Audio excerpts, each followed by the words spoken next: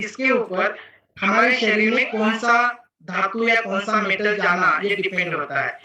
मतलब एल्यूमीनियम ये भी एक मेटल है, एल्यूमीनियम। ज़्यादा से ज़्यादा घरों में हम क्या करते हैं कि एल्यूमीनियम का एल्यूमीनियम के बर्तन यूज़ करते हैं। तो जैसे ही हम उसको तपाते हैं या बर्न करते हैं तो कुछ ना कुछ तो एल्यूमीनियम हमारे शरीर में जाता है। उसी के साथ-साथ कुछ जो एल्यूमीनियम फॉइल्स है, आपने देखा होगा कि बहुत से घर में जो भी चपाती और कोई भी अगर पदार्थ है या बहुत बड़े-बड़े होटल्स में भी अगर आप पार्सल लेते हो, तो एल्यूमीनियम के थैली में छोटी एक थैली रहती है, उसमें आपको देते हैं या आपको जो भी चपाती वगैरह होती है एल्यूमीनियम फॉइल्स में वो रैप करके देते हैं। सभी लाते हैं, सभी के मतलब यहाँ पे अगर जो भी लोग हैं तो मतलब वहाँ पे 50 या 60% जो लोग हैं उनके घर में एल्यूमीनियम फॉइल रहेगा ही रहेगा।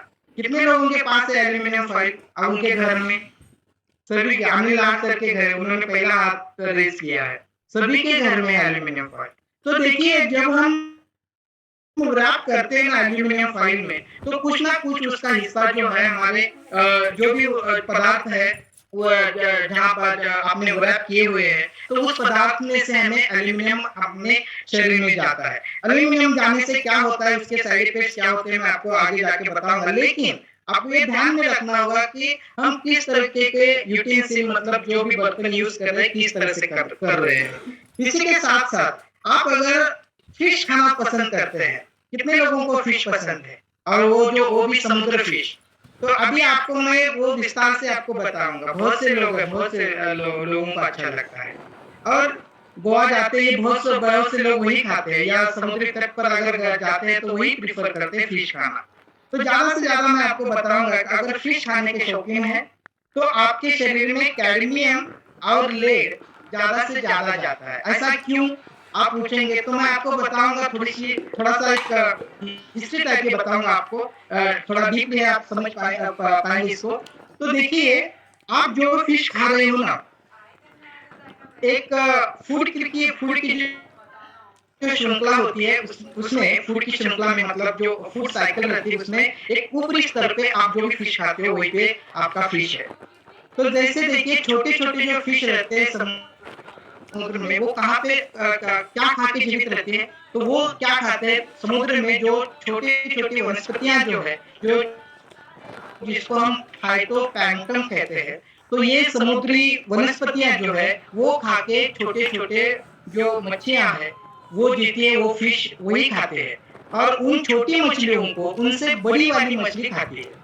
और उन मछलियों को सबसे बड़ी वाली मछली खाती है। तो होता क्या है देखिए कि ये जो वनस्पतियाँ हैं, समुद्री वनस्पतियाँ हैं, ये क्या काम करती है कि समुद्र में भी जितना कैडमियम, आर्सेनिक और लेड जो है, वो अपने अंदर एब्सॉर्ब कर लेती है ये वनस्पतियाँ। और इन वनस्पतियों को ये छोटे-छोटे मछलियाँ खाती है, छोटी-छोटी मछलियाँ खाती है और इन छोटी मछलियों को बड़ी मछलियाँ खाती है। तो ये जो कैडमियम है, समुद्री का जो कैडमियम है, वो आपके शरीर में आप जो भी बड़ा कौन-सा भी आपकी पसंद का अगर फिश अगर आप खाते हो, तो उसके शरीर से आपके शरीर में पहुँच जाता है। तो सबसे बड़ा अगर मेटल टॉक्सिसिटी जो अगर होती है, वो समुद्री फूड जो है, समुद्री खाना जो है, चाहे वो क्रैब्स हो, चाहे वो कौन-सा भी मतलब अ पॉम्पलेट हो, चाहे कौन-सा भी फिश आपको ज़्यादा पसंद है, वही। लेकिन यही बात अगर आप ये फिश जो मीठा पानी वाला अगर खा रहे हो, तो उसमें कम होता है, क्योंकि मीठे पानी में उतने क्षार नहीं रहते हैं। समुद्र में जो भी जाता है, वो समुद्र में ही मिलता है। जो भी इम्प्यूरिटी जो है, जो भी पोल्यूशन ज़्यादा से ज़्यादा होता है, वो समुद्र में होता है और ये सभी मेटल समुद्र में ही ज़्यादा से ज़्यादा होते हैं, सागर में ज़्यादा से ज़्यादा होते हैं। तो यहाँ पे अगर मीठा मतलब किसी बाव का अगर या किसी वेल का अगर आप लेते हो या नदी का लेते हो, सागर की अपेक्षा इसमें कम लेड पॉइज़निंग रहता है या आर्सेनिक या कैडमियम का प्रमाण कम रहता है। तो ज़्यादा पसंद कौन-सा है? अगर आप फिश खाना पसंद करते हो तो आपको जो मीठा पानी है, उनमें से अगर आप खाने की कोशिश करेंगे तो उसके ऊपर आपके शरीर के ऊपर कम उसका प्रभाव दिखाई देगा। दूसरी जो एक बात है ड्रिंकिंग वाटर। हम जो पानी पीते हैं देखिए जो बहुत पुरानी बिल्डिंगें हैं, बहुत पुरानी जो बिल्डिंग है, तो वहाँ पे मुंबई या पुणे शहरों में बहुत ही पुरानी बिल्डिंग्स है, तो वहाँ पे क्या होता था, अभी पीवीसी पाइप बिठाया है, लेकिन पुरानी बिल्डिंग में क्या होता है कि जो आयरन की, लोहे की पाइप से पानी को सप्लाई करने वाली जो लोहे की पाइप है, तो लोहे की पाइप से क्या होता है, यही लोहा जो है हमारे शरीर मतलब ज्यादा 15-20 साल तक वही पड़ी है, उन्हें किसी ने भी वो चेंज नहीं की है। तो अंदर से जो उनको जंग हुआ है उस पाइप को, तो वही जंग जो है आयन के रूप में हमारे शरीर में आ रहा है। तो ये हम नहीं देखते हैं कि किस तरह से, और इसी का कारण है जो इरिटेबल बाउल सिंड्रोम, जिसको खाना खाते ही टॉयलेट जाना पड़ता है, या खून से उनके टॉयलेट में से अगर खून आता है, एब्डोमिनल क्रैम्प आते हैं, मतलब बार-बार उनके पेट में दर्द कर रहा है, गोलियाँ खाने के बाद भी वो ठीक नहीं हो रहा है। अगर आप जो अल्ट्रासाउंड करते हो या सोनोग्राफी करते हो, उसमें भी सब कुछ ठीक-ठाक है, लेकिन आप जो खाना खा रहे हो, अच्छी तरीके से पचा नहीं पा रहे हो, तो ये भी कारण आपके लिए हो सकता है कि आपके शरीर में इस आयरन का टॉक्सिसिटी हो गई है, या आपका उसका जहर आपके आंतों में या जठर में फैल गया है। उसी के साथ-साथ जैसे मैंने बताया कि जो लोग इंडस्ट्री में काम करते हैं, मतलब पेंट इंडस्ट्री में हो या किसी भी केमिकल फैक्ट्री में अगर आप काम करते हो, तो ये वहाँ से केमिकल जो है डायरेक्टली आपके शरीर में जाता रहता है, आपके नाक से जाता है, जब आप सांस लेते हो, आपके फूड से जाता है, आपके हाथों में से जाता है। उसी के साथ-साथ जो लोग, मतलब जो किसान लोग हैं, उनके लिए कहना चाहूँगा कि जो हमेशा अपने जो भी फसल है, उसके ऊपर जो पेस्टिसाइड्स का स्प्रे करते हैं, तो वहाँ से उस पेस्टिसाइड्स में भी ये सभी आर्सेनिक ज़्यादा से ज़्यादा उसमें है, कैडमियम रहता है पेस्टिसाइड्स में, ना कि केवल केमिकल रहता है, ये सभी धातुएं भी उसमें है। और इसी का परिणाम है कि अगर हम देखेंगे कि ज़्यादा से ज़्यादा किसान लोगों में उनकी स्किन जो है वो ड्राई हो गई है, इसका कारण ही यही है। उसी के साथ-साथ ज़्यादा से ज़्यादा किसान लोगों को अस्थमा की बीमारी हो रही है, उनके शरीर में एलर्जी आ रही है, मतलब उनके स्किन के ऊपर एलर्जिक रैश आ गए हैं, उनको बार-बार जुकाम हो रहा है, जिसको हम एलर्जिक राइनाइटिस जिसको हम कहते हैं। ये किसका कारण है? तो ये सब कुछ जो लक्षण है इस हेवी मेटल पॉइज़निंग के हैं। तो यहाँ पे ये जो है, मैंने आपको सब कुछ जो बताया है, पानी से भी, हवा में से, और जो भी पेस्टिसाइड्स है, या लड़कियों के बारे में मैंने कहा कि जो स्किन जो के जो क्रीम है, वो अगर आप लगाती है तो होता क्या है, इसमें एल्यूमीनियम रहता है, ज़्यादा से ज़्यादा स्किन क्रीम और जो मॉइस्चराइज़र वगैरह होते हैं। उसी के साथ-साथ मैं कहना चाहूँगा डिओडोरेंट जो है, आप डिओडोरेंट जो स्प्रे करते हो, वो एल्यूमीनियम का ही बना रहता है। उस डिओडोरेंट में भले ही उसको जो स्मेल आता है बहुत अच्छा आता है, आपको उसका किसी भी डिओडोरेंट का स्मेल भले ही उसका अच्छा लगता हो, लेकिन उसमें जो रहता है वो आर्सेनिक और कैडमियम में रहता है, और एल्यूमीनियम भी रहता है। तो ये इससे होता क्या है कि आपके शरीर के ऊपर अगर आप स्प्रे करते हो, तो आपके स्किन में जो छोटे-छोटे पोर्स रहते हैं, मतलब हेयर्स के अंदर जो पोर्स रहते हैं, तो उस पोर्स से ये कैडमियम और निकेल और एल्यूमीनियम आपके शरीर के अंदर एब्सॉर्ब होता है। और इससे क्या होता है, देखिए आपको आगे जाके स्किन का कैंसर भी हो सकता है। तो इतने बड़े आपको ये जो है बहुत लोगों को, या मतलब आम जनता को कभी मालूम नहीं पड़ता है कि ये किससे क्या हो रहा है। तो मैं आपको यहाँ से, अगर इस सभी तरीके से हमारे अंदर इतने बड़ी तादाद में, बड़ी मात्रा में अगर इतने मेटल्स जा रहे हैं, तो मैं आपको बताना चाहूँगा इसके सिम्पटम क्या है, आपके शरीर पे इसके परिणाम क्या दिखाई देते हैं, मैं आपको बताऊँ। सबसे अगर पहला जो अगर बुरा परिणाम होता है, तो हमारे ब्रेन के ऊपर होता है। इसका कारण एक है, क्यों होता है? क्योंकि देखिए हमारा जो ब्रेन है, हमारे ब्रेन के लिए सभी ऑर्गन्स अगर हम इकट्ठा करेंगे, हमारे ब्रेन को छोड़कर हमारे शरीर में जितने हैं, उनको जितनी एनर्जी नहीं लगती है ना, उससे कई ज़्यादा, मतलब 9 टाइम्स एनर्जी हमारे ब्रेन को लगती है, उसका काम करने के लिए। और उसी के साथ-साथ ऑक्सीजन अगर ज़्यादा से ज़्यादा अगर कोई ऑर्गन हमारे शरीर का यूज़ करता है, तो वो जो है हमारा ब्रेन है। मतलब कंटीन्यूअस उसका रेस्पिरेशन शुरू होता है, और इसी कारण ज़्यादा से ज़्यादा अगर मेटल टॉक्सिसिटी, इन धातुओं का ज़हर अगर ज़्यादा से ज़्यादा अगर कहाँ पे फैलता है पहले, तो हमारे ब्रेन में फैलता है, और वो जो है मर्क्यूरी और लेड का। मर्क्यूरी और लेड ये जो धातुएं हैं इनका ज्यादा से ज्यादा बुरा असर हमारे ब्रेन के ऊपर होता है। तो ये क्या होता है, जैसे मैंने आपको कहा कि हर एक सेल के ऊपर ये जो मेटल्स है वहां पे जाके चिपक जाते हैं, वहां पे बाइंड होते हैं और हमारे सेल्स के मेम्ब्रेन को, ऊपरी सतह को बर्बाद कर देते हैं। तो उसी तरह हमारी ब्रेन के सेल्स जो है, मस्तिष्क के जो सेल्स है उनको भी डैमेज कर देते, पूरी तरह वो डैमेज कर देते हैं। और उसी के साथ साथ जो नर्व्स है, जो नसें नसें हैं, उनको भी वो डैमेज कर देते हैं। और इसी कारण क्या होता है, हमारे इमोशंस जो है वो कंट्रोल में नहीं रह पाते।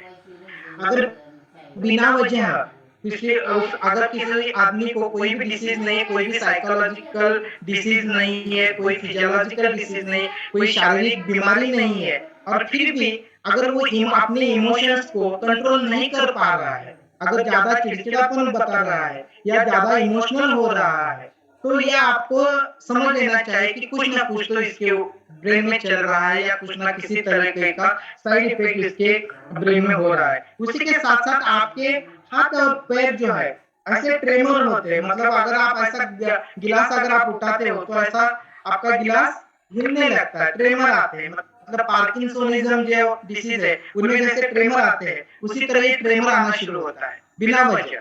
आपको कोई भी वहां पे आपने किसी भी तरीके का मतलब दवाई नहीं ली है, कुछ भी डिसीज नहीं है, उसके ब्रेन का कोई डिसीज नहीं है, तो ये होने के बावजूद भी अगर हाथ और पैर आपके ऐसे ट्रेमर करते हैं, ऐसे हिलने लगते हैं, तो आपको ये पॉइजनिंग की आपके मन में शंका आनी चाहिए। उसके साथ साथ लॉस ऑफ सेंसेशन, ये मैंने जैसे बताया कि नर्व्स के ऊपर इसका असर होता है, मर्क्यूरी और लेड का, मतलब पारा जो है उसका और लेड का। तो यहाँ पे नसाओं के ऊपर जो असर होता है, तो होता क्या है कि हमें ठंडा या गर्म इन चीजों का कोई भी मतलब नहीं रहता है, या हम सेंस नहीं कर पाते, हम जान नहीं पाते कि ये ठंडा इसका स्पर्श है या गर्म स्पर्श है, क्योंकि हमारी जो ब्रेन के जो नर्व सेल्स है वो वहां पे डैमेज हो जाती है और हम पता ही नहीं चलता क्या गर्म है और क्या ठंडा है। उसी के साथ साथ हमें नींद कम आना शुरू होता है, हमें स्लीपलेस होते हो जाते हैं, लॉस ऑफ स्लीप होता है। उसी के साथ साथ हम चलने लगते तो हम बैलेंस खुद को नहीं कर पाते। मतलब 30 एज का या 40 एज का जो आदमी अगर किसी इंडस्ट्री में, केमिकल इंडस्ट्री में काम कर रहा है, तो 40 एज के बाद अगर उसका बैलेंस जा रहा है या बैलेंस कर नहीं पा रहा है खुद को, तो हमें ये समझ लेना चाहिए कि ये हेवी मेटल टॉक्सिसिटी है। तो जैसे मैंने कहा कि बहुत से लोग, और एक बात मैं आपको जाते जाते बताऊंगा, यहाँ पे मैं भूल रहा था वो आपको बताना, कि बहुत से लोग आयुर्वेदिक दवाएं, हाँ मैं खुद भी एक आयुर्वेदिक डॉक्टर हूँ, लेकिन मैं आपको एक बताना चाहूंगा कि जो आयुर्वेदिक दवाइयां प्रिफर करते हैं उनके लिए आप बताना चाहूंगा कि जो आयुर्वेदिक डॉक्टर है वो जो पढ़े हुए हैं और ना पढ़े हुए भी दूसरे डॉक्टर्स हैं, तो उनके पास से आप घुटनों की दवाई या लेते हो। मतलब ये आयुर्वेदिक दवाई, इसमें आयुर्वेद बुरा नहीं है, लेकिन मैं आपको बताऊंगा कि जहाँ पे जब ये आयुर्वेद की शुरुआत हो गई थी, ये हेवी मेटल्स यूज करने में, जो वहाँ पे ताम्र भस्म है, जहाँ पे जसत भस्म है, वंग भस्म है, ये सब मेटल के पाउडर्स रहते हैं। तो अभी क्या हो गया है, हमें बहुत मात्रा में मिलते हैं, आसानी से हम उसको मतलब मिल सकते हैं हमें आसानी से, कोई उसके लिए ज्यादा से ज्यादा एनर्जी नहीं लगती, लेकिन उसका भी कुछ प्रमाण है, उनका भी कुछ प्रमाण है। अगर उन प्रमाण से उसी मात्रा में अगर हम देते थे तो आयुर्वेदिक दवाई से हम अच्छी तरीके से हमारे डिसीज क्योर कर सकते हैं। लेकिन कुछ डॉक्टर है कि ऐसे आपको, या कुछ ना पढ़े हुए, मतलब उन्होंने कोई भी डॉक्टर की डिग्री नहीं ली है, वो भी ऐसे डॉक्टर है जो आपको सालों 2 साल 3 साल के लिए वो दवाई देते हैं जिसमें पारा और गंधक या सल्फर उसमें मिला रहता है। तो होता क्या है कि आप बिना सोचे समझे खाते हो, 1 साल आपका जो घुटने का दर्द है या कमर दर्द आपका ठीक होता है, लेकिन 1 साल या 1.5 साल के बाद उसका असर आपके शरीर पे दिखाई देने लगता है। आपको ये बात ध्यान में रखनी है। अगर आप किसी डॉक्टर्स के पास से अगर आयुर्वेदिक दवाई ले रहे हो, तो उनको ये पूछे कि ये कितनी दिन लेनी है और इसमें क्या क्या है, इसमें हेवी मेटल्स है या नहीं है, इसमें धातुएं है या नहीं है, ये आप उनसे पूछ लीजिए। हालांकि 21 डेज मतलब आयुर्वेदिक के बुक में ये लिखा हुआ है कि ज़्यादा से ज़्यादा आप 21 डेज़ के लिए कोई भी धातु ले सकते हो उसी मात्रा में। मतलब ये जो मात्रा है आपकी डिसीज़ के अनुसार, उस मात्रा में आप 21 डेज़ के लिए ले सकते हो। लेकिन 21 के बाद अगर कोई डॉक्टर आपको लेने के लिए वही बता रहा है, तो वो गलत है। उसका परिणाम आपके शरीर पे 101% होने वाला है। तो जहाँ पे मर्क्यूरी का ज़्यादा उपयोग जो है, हम डॉक्टर भी लोग करते हैं, कहाँ पे करते हैं मालूम है आपको? आपको दाँत में अगर कोई छाला पड़ सॉरी कैविटी पड़ी है दाँत में, तो क्या होता है दाँत में कील लगती है, तो क्या करते हैं डॉक्टर लोग वहाँ पे मर्क्यूरी और जो पारा जिसको हम पारा कहते हैं, उसी के साथ-साथ सिल्वर ऐड करके आपके दाँतों के अंदर वो डाल देते हैं। तो वहाँ पे जो कैविटी है वो बंद कर देते हैं। तो वहीं से आपके शरीर में ये ज़्यादा से ज़्यादा पारा और सिल्वर जाना शुरू होता है। जैसे मैंने कहा कि एल्यूमीनियम जो है, जो अगर आप ये एल्यूमीनियम के इसमें पकाते हो खाना, तो वहाँ पे आपको ज़्यादा से ज़्यादा एल्यूमीनियम आपके शरीर में जाता है। तो आपको ये सुन के हैरानी होगी कि जहाँ पे नेपोलियन बोनापार्ट आप सभी को मालूम है, नाम सुना है आपने नेपोलियन बोनापार्ट का, तो उस टाइम पे देखिए, उस टाइम पे उसके पास ही सिर्फ एल्यूमीनियम की एक थाली थी। उसके पास और उसके उस टाइम पे वो बहुत बड़ा एक गर्व अपने आप पे एक गर्व महसूस करता था कि पूरी दुनिया में उन्हीं के पास एक एल्यूमीनियम की थाली थी। आज एल्यूमीनियम की थाली तो हर एक के पास है। लेकिन उस ज़माने में नेपोलियन के ज़माने में सिर्फ उसी के पास थी और उसको उसके ऊपर गर्व था। क्यों? क्योंकि उस समय एल्यूमीनियम को प्योर फॉर्म में निकालने के लिए बहुत बड़ी इंडस्ट्री में बहुत बड़ी एनर्जी लगती थी, वो वहाँ पे पॉसिबल ही नहीं थी। इसीलिए केवल उसके पास वो एल्यूमीनियम की थाली थी। लेकिन आज एनर्जी और इलेक्ट्रिसिटी के कारण हर एक के पास हम एल्यूमीनियम प्योर फॉर्म में निकाल पाते हैं। और यही प्योर फॉर्म में निकाला हुआ एल्यूमीनियम जो है, ये एल्यूमीनियम जस्ट होल्ड मिनट। तो यही एक एल्यूमीनियम जो है हमारे शरीर के ऊपर बुरा असर करता है। तो उसी के साथ ये जो एल्यूमीनियम जो है, ये एल्यूमीनियम हमारे खाने के बर्तनों से जाता ही अंदर है। उसी के साथ जो एंटी एसिड टैबलेट है, कौन-कौन लेते हैं?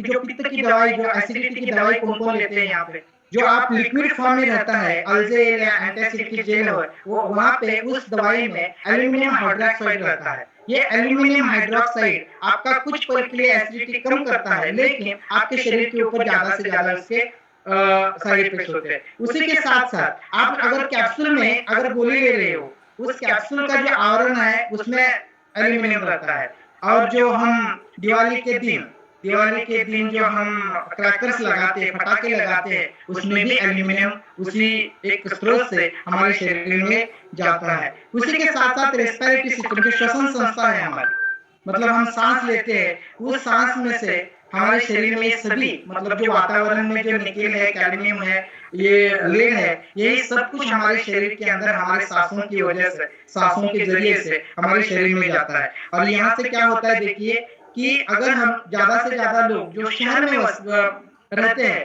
तो वहाँ पे उनके शहरों में ज़्यादा से ज़्यादा ये मोटरसाइकिल्स और फोर व्हीलर्स है। तो वहाँ पे टायर में जैसे मैंने बताया कि टायर जैसे ही घिसते हैं रोड के ऊपर, तो जो घिसने के बाद वहाँ से लेड और कैडमियम जो है वो बाहर आता है। और ये जो धुआं जो उठता है, उसमें उस धुएं में एक कैडमियम नाम का एक धातु और जो आर्सेनिक और मर्क्यूरी जो है वो ज़्यादा से ज़्यादा उस धुएं में होता है। और वही धुएं में हम सांसें लेते हैं। और यही सब कुछ जो है मेटल्स हमारे शरीर में जाते हैं और इसका परिणाम अगर हम देखेंगे, ये अगर धुआं हमारे शरीर में जाता है, तो ये कई जगह मतलब 10 times more than air pollution. Air pollution को अगर हम देखेंगे तो उससे कई ज्यादा मतलब 10 टाइम्स हमारे शरीर में ये सब कुछ धातुएं शरीर में जाते हैं। उसी के साथ-साथ ये अगर धातुएं जाते हैं कैडमियम, निकेल, प्लैटिनम, तो हमारे हार्ट की जो खून की नलिकाएं हैं, उन खून की नलिकाओं के ऊपर उसका बुरा असर होता है। मतलब खून की नलिकाएं हार्ड बनने लगती है। देखिए केवल फैट से ही आपके खून की नलिकाओं का नुकसान नहीं हो रहा है, इन मेटल्स के कारण भी हो रहा है। तो यहाँ पे होता क्या है देखिए कि जैसे-जैसे ये ज्यादा से ज्यादा आपके शरीर में जाते हैं तो होता क्या है कि आपकी खून की नलिकाओं की इलास्टिसिटी जो है इलास्टिसिटी कम होती है। उसी के साथ साथ आपके हार्ट में जो इलेक्ट्रिक करंट रहता है, मतलब जो आकुंचन और प्रसरण होता है, एक इलेक्ट्रिक करंट की वजह से होता है। ये इलेक्ट्रिक करंट के ऊपर इन सभी मेटल्स का बुरा असर होता है और धीरे धीरे क्या होता है कि आप हार्ट फेल्योर के शिकार होते हो और यहाँ पे आपको ब्रेथलेसनेस वगैरह जो भी लक्षण दिखाई देते हैं वही पे आपको दिखाई देने लगते हैं। उसी के साथ साथ इन सभी मेटल्स का आपके किडनी के ऊपर ज्यादा असर होता है। देखिए, जब ये सभी जो है मर्क्यूरी, चाहे मर्क्यूरी कहे या कैडमियम कहे, ये सब कुछ अगर डिपॉजिट होता है तो आपके किडनी में डिपॉजिट होता है और लीवर में डिपॉजिट होता है, लीवर और किडनी में होता है। तो यहाँ पे देखिए, ये किडनी क्या करती है, आप सभी लोगों को मालूम है कि आपके ब्लड को छानने का काम करती है, फिल्टर करने का काम करती है।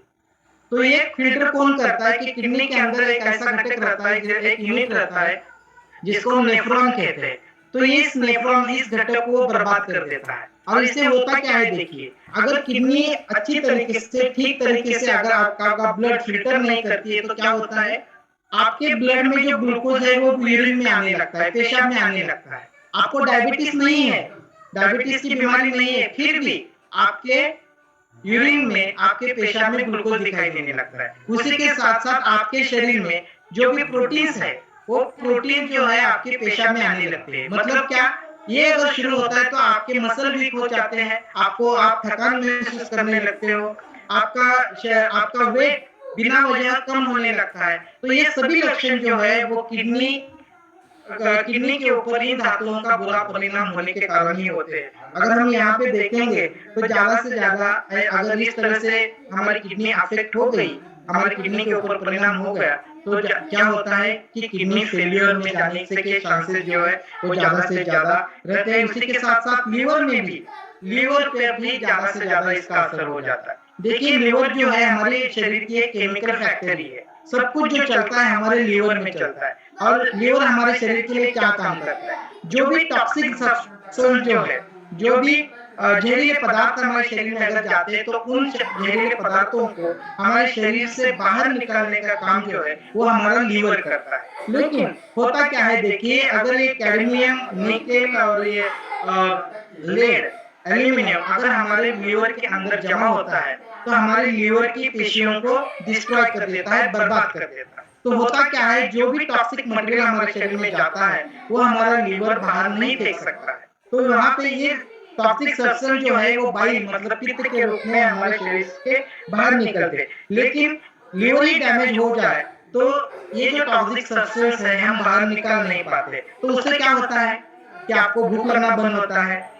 डाइजेशन प्रॉपरली होना बंद होता है, रिपीटेड इन्फेक्शंस होते हैं आपको, क्योंकि आपकी प्रतिकार रक्षा प्रणाली जो है, इम्यूनिटी जो है वो इम्यूनिटी कम होती है और इम्यूनिटी कम होने के कारण आपको इन्फेक्शन जो है वो ज्यादा से ज्यादा होते हैं और आगे जाके आपको लीवर सिरोसिस हो जाता है। मतलब क्या कि लीवर की जो साइज है वो सिकुड़ जाती है, क्योंकि उसके अंदर की जो सेल्स वो डैमेज और डिस्ट्रॉय हो जाते हैं और इसी कारण आपकी लीवर की जो साइज है वो कम हो जाती है और जॉइंट पेन होना शुरू होता है और हेयर लॉस, ज्यादा से ज्यादा मैं कहना चाहूंगा कि हेयर लॉस होता है कि आपके देखने में बहुत ऐसे कम लोग हैं, क्योंकि हम ऐसे लोग रोज देखते हैं कि बिना वजह हेयर लॉस हो रहा है। तो जो लोग अपने बोर का पानी पीते हैं ना, बोर का पानी, उनके बोर का पानी, नदी का नहीं पानी पीते, तो उन्हें हेयर लॉस आपने देखा होगा, बहुत से लोगों ने महसूस भी किया होगा। अगर आप उस बोर के पानी से अगर नहाते भी है तो आपका हेयर लॉस हो जाता है, क्योंकि वहां पे हाई मेटल्स की उनके कॉन्सेंट्रेशन जो रहता है उस पानी में वो हाई रहता है, मेटल का कॉन्सेंट्रेशन। तो आप चेक कर सकते हो अपनी बोर का पानी जो है उसमें कितने मेटल्स है, क्या है, आप चेक करके उसका यूज करें। तो इस तरह से आपको जैसे लीवर पे परिणाम होता है उसी तरह आपकी डाइजेस्टिव सिस्टम पे होता है। जैसे मैंने कहा कि आपको एब्डोमिनल पेन होता है, मतलब पेट में दर्द होता है, डायरिया होता है, डिहाइड्रेशन होता है और उसी के साथ साथ एसिडिटी भी हो जाती है और ये इस प्रकार की एसिडिटी आप किसी भी दवाई से कम नहीं कर सकते। तो इसके लिए सोल्यूशन क्या है? अगर आपके पास ज़्यादातर मात्रा में अगर आपके शरीर में ये सब कुछ गए हैं, हेवी मेटल्स, तो डॉक्टर के पास जाके आप चिलेशन की जो थेरेपी है वो लगा सकते हैं, जिसमें ये मेटल जो है आपके शरीर से बाहर निकलते हैं, जो चिलेटिंग एजेंट है। किल मतलब जो क्रैब रहते हैं, तो क्रैब का जो मराठी में इसको हम खेकड्याची मांगे म्हणतो ना, तर ते कील म्हणजे ते खेकड्याची नांगी असतात. तर त्याला कील म्हणतात. तर ये जो क्लेशन थेरेपी है वो उस मेटल के पास जाती है, उसको मेटल को पकड़कर क्लेट आउट करती है। तो ये डॉक्टर के पास की ट्रीटमेंट है, लेकिन हम इससे बच कैसे सकते हैं?